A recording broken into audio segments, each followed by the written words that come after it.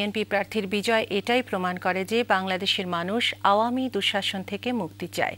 শেখ সুজাত মিয়ার বিজয়ে বৃহত্তর নবীগঞ্জবাসী ও ইস্ট মিডল্যান্ডস বিএনপির উদ্যোগে ম্যান্সফিল্ডে আয়োজিত এক সভায় বক্তারা এসব কথা বলেন। বিস্তারিত জানাচ্ছেন আমাদের প্রতিনিধি নোমান রাজা।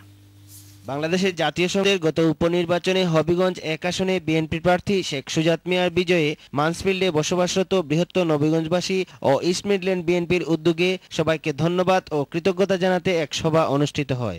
মান্সফিল্ডের কমিউনিটি ব্যক্তিত্ব ফয়সাল চৌধুরীর সভাপতিত্বে স্থানীয় একটি রেস্টুরেন্টে রোববার দুপুরে আয়োজিত সভায় ইস্ট মিডল্যান্ড বিএনপির নেতৃবৃন্দ সহ বিভিন্ন সিটি থেকে আগতরা উপস্থিত ছিলেন।